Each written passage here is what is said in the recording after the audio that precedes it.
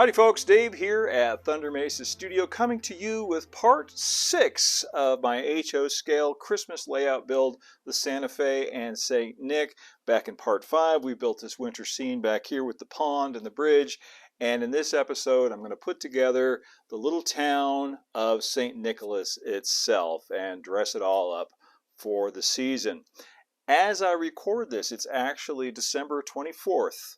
Christmas Eve 2023. I said I would get it done by Christmas, and I pretty much have. It's about 99% of the way there. There are still some things I would want to add, but that's true with just about any model railroad.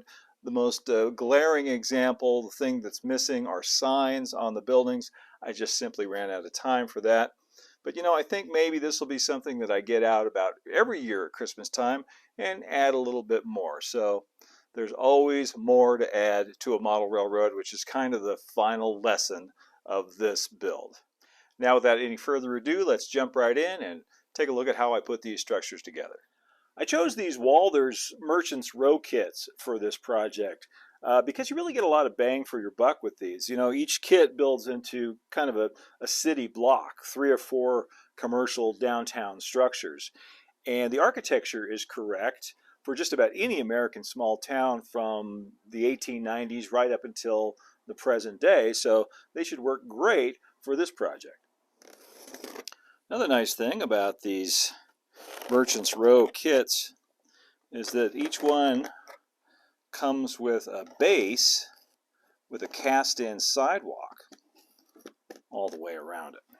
So you can use them, like I'm doing here, to lay out your entire town just by placing them down where you want them and then tracing around them with a pencil.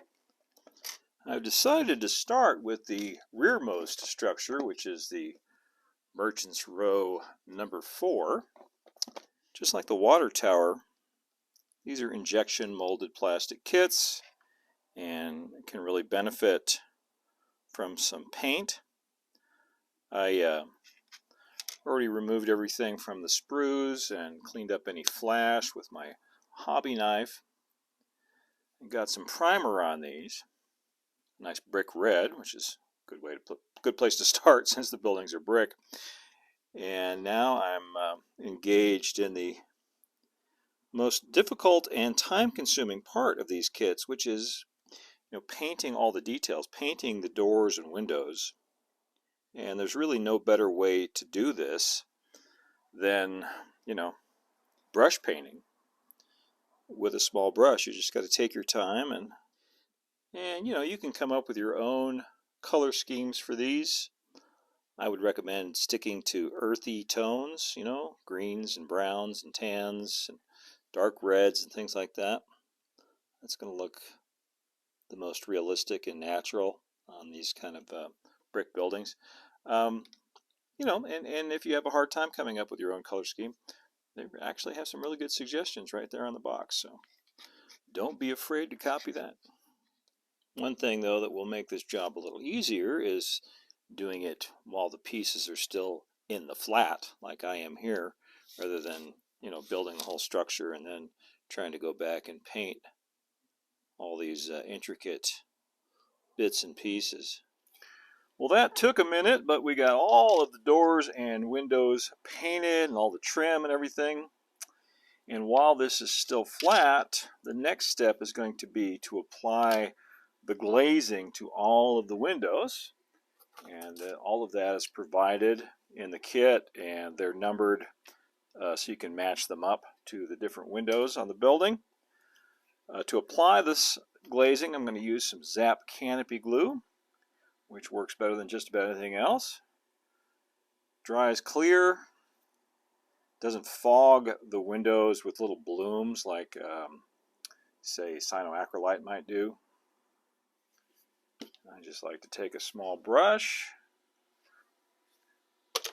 and apply it to the interior of the window frame, just kind of around the edges. You want to spread it out. You don't want to have big globs, because when you press the window down on there, You don't want globs to squeeze out. Even though it does dry clear, you still don't want globs to squeeze out into the glazing. I'll start here with these door and window assemblies. Nice bay door. You always want to use the Zap while it's still, really liquid like this. Once it starts to, skin over, like a lot of PVAs do, you want to squeeze out some more. Start with a fresh little blob of glue. This thing has got a lot of windows. Once this is done, the rest of the assembly should go fairly quickly.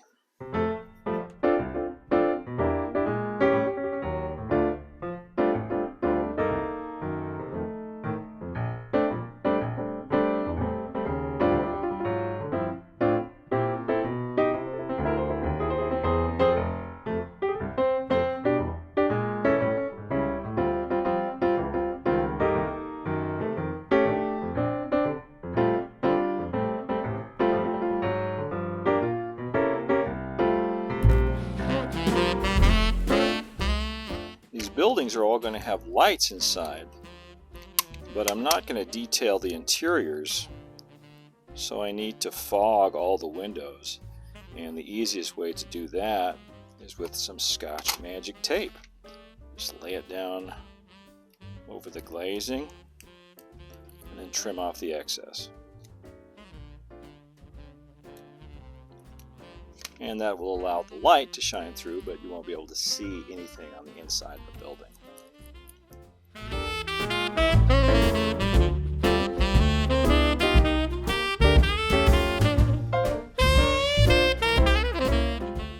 Now I want to add some drapes and blinds to the interior of the windows. And I'm using some white crepe paper, which works really well for that. I cut strips that are about a 1/4 inch wide. And then you just want to hang them on each side of the window like this. And, a little variation. Have some be more open than others. Some closed all the way. Use your imagination. Now, these are supposed to be 3 different buildings, so they're not all going to have the same drapes, the same kind of drapes. Vary a little bit. This center one, I'm going to put some blinds. These are just made from a little bit of manila file folder paper, cut into strips as well. Again, a little variation really helps a lot to sell the illusion.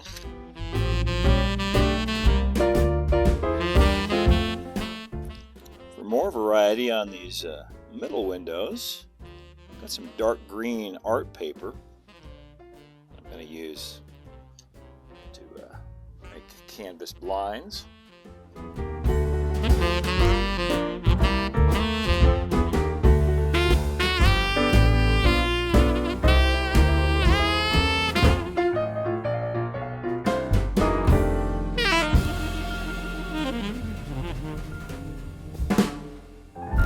That job done, now I can start assembling the full structure.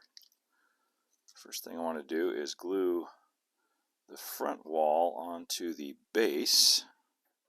Once again, I'm using some Ducko plastic model cement, and this has little ridges that this keys into. Makes it pretty easy to get it in the right spot. Next, I'll add this side wall, lining it up with the ridges and the edge of the building. Now the other side.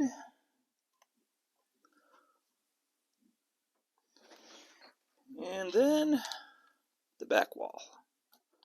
Pretty good fitment on this kit. Everything lines up like it should. Before I put the roof on, I want to make some provisions for when I add lights to this building. And so I'm adding some baffles so that you don't have the same amount of light coming out all the windows, like there's just a light bulb inside, because that looks pretty unrealistic. So I'm just putting in some illustration board baffles, interior walls like this. So I'm just arranging these. You could use any kind of cheap cardboard for this. I've got some illustration board handy, so I'm using that. I think that ought to do it. Might look a little haphazard from here, but should work nicely to control where the light is seen coming out of the structure. Now I can drop the roof in temporarily. We can test it out. I've already installed a couple of warm white LEDs coming up through the bottom of the layout. These are 3mm warm white LEDs, which are connected up to the 9-volt power bus. I'll review that a little bit more later. I should be able to just drop the structure right on top of these. I'll dim the studio lighting so we get an idea of what this looks like. That's not bad. That's pretty much the look we're going for. Well, that worked out pretty well, I think. Got a couple of little light leaks down around the bottom, but nothing I can't fix with a little bit more snow. I've gone ahead and painted the roof flat black. I'm just doing some dry brushing on it with some, what is this, country gray, just to give it a little bit of wear and tear and age. Most of this is going to be covered with snow, but the parts that peek out, I'd like them to look, you know, roof-like, not just black. All right, got a bead of glue all the way around here. I can go ahead and glue that into place. Remember, I can always still access the interior of the structure from underneath. I always like to have at least one way in.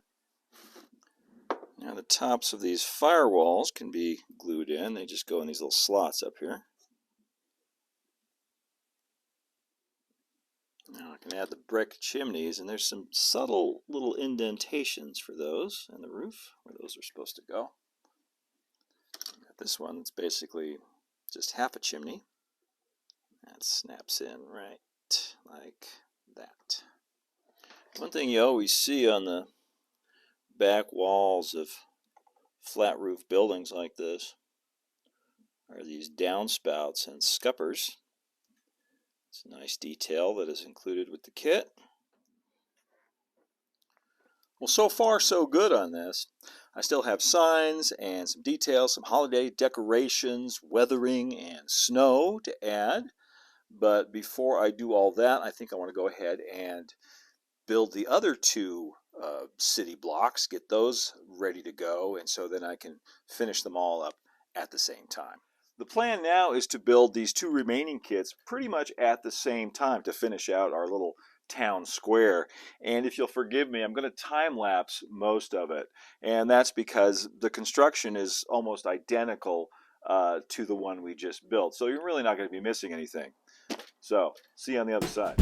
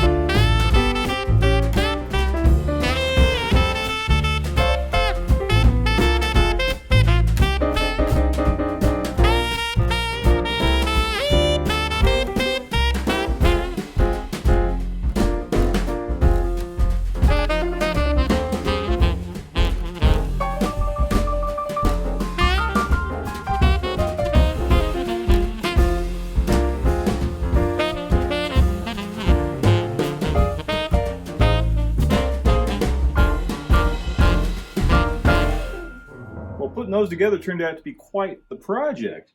But now that the structures are more or less complete, I can go ahead and make a start on the snowy weathering for each one. And for that, I'm going to be using 3 different products. I've got some Woodland Scenics Soft Flake Snow, some of their Flex Paste, and some white acrylic paint. First thing I want to do is add some snow to these roofs. So I'll use some of this Woodland Scenics Flex Paste and just kind of dab it on where the snow would gather. I don't want to cover the whole roof. I want to leave part of it open, like some of the snow is melted. This stuff's nice. You can build it up in larger drifts if you want to. Now, if you don't want to invest in the Flex Paste, because a jar like this is like 25 bucks, you can use the baking soda and Mod Podge mixture for this also. Then once I'm done with the roof itself, take some and go along the top of the parapet wall, because snow would definitely gather up there, top of the cornice.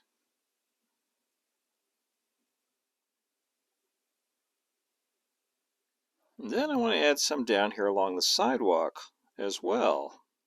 Now presumably someone would be shoveling the snow off the sidewalk. But oftentimes, especially if the snow is heavy, they'll just get a little path through the snow, and there'll be piles or drifts on each side.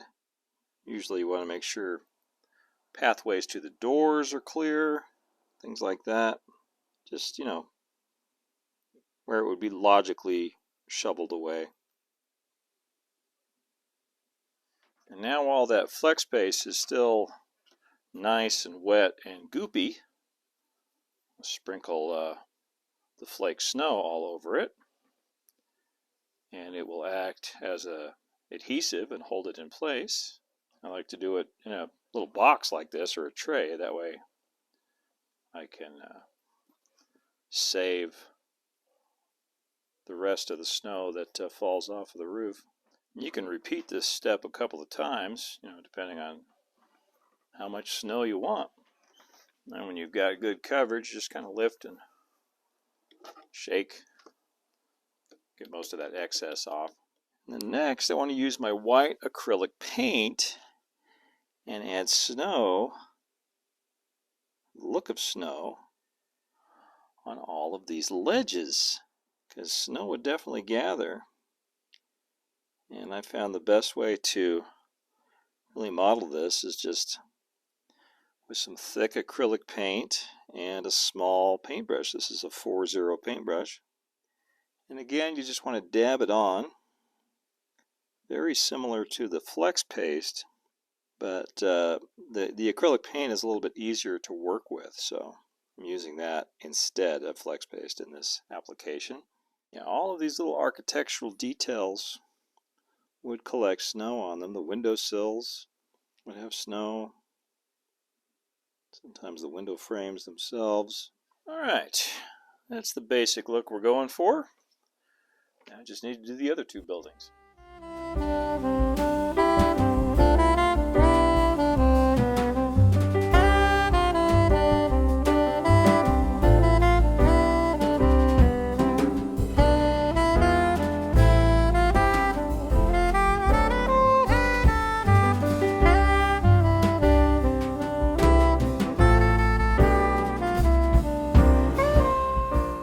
This is a 3mm warm white LED, and each of the structures has a couple of these inside coming up through the foam base. And these are very easy to use. I just pick these up on eBay usually, and they've got a resistor already soldered on. They're already wired up and ready to go. So they're very, very easy to use. The wires go down under the layout to the 9-volt DC power bus, which I talked about in the depot episode, but I'll show it to you again right now. Right below the town, on one of the cross braces of the layout benchwork, I've got this little terminal strip, and that is hooked up to this 9-volt DC transformer. and I'll put a link to this down in the description below. So each structure comes down, and this top bar is positive and this one is negative. And since LEDs are polarity specific, I want to keep track of that. So the positive ones get screwed in up here, and the negative leads get screwed in down there. And that's really all there is to it. You plug it in, and the lights come on. Now I want to start adding some Christmas decorations to the town. This is a wreath that I made, the same way that I did the one for the depot. A little bit bigger, just some twisted wire and some ground foam and some paper for the red bow. This is a light-up Christmas tree from Nach Scenery Products of Germany, and you can get them flocked or unflocked. I went for the flocked version since there's lots of snow in this scene. And this is going to be the centerpiece of our town square. The town square itself is actually just going to be a piece of illustration board with a little lump of foam core on top for the Christmas tree to sit on. It's actually more of a town rectangle, isn't it, than a town square. But presumably the rest of the year this would be, you know, nice green grassy area in the center of town. Kind of a little park. The tree is going to go right there. So I need to drill down through there for the wires, first of all.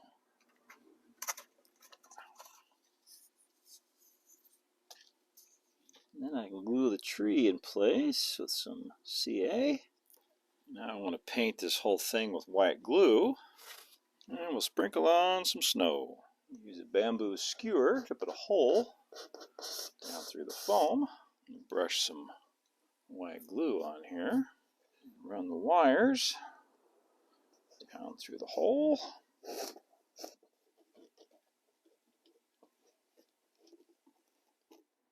And blend this in with a lot more snow. And all of this will get held down with some diluted white glue. Now the tree should function on 9 to 12 volts. So I'll hook it up to the power bus down below. We'll see how it looks. Love it. For a final touch, I want to add some pine garlands. And I'll show you a super quick and easy way to do that. First we take, this is a Scotch-Brite pad.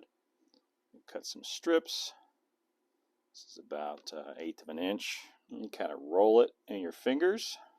Now I want to coat it with some 3M Super 77 adhesive.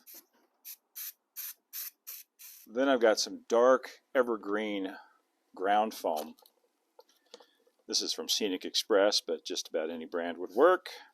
And I'm going to roll it right in there. Get that covered completely with the ground foam. Then I just want to take some flat red, Vallejo flat red, and a small brush, and add some dots, like there's Christmas balls in here. Suppose if you wanted to get real fancy, you could use like silver and gold metallic also. That might be fun. And trim it to the proper length. Brush on a little bit of diluted white glue on the top, and add some snow. And then we just glue it on the building.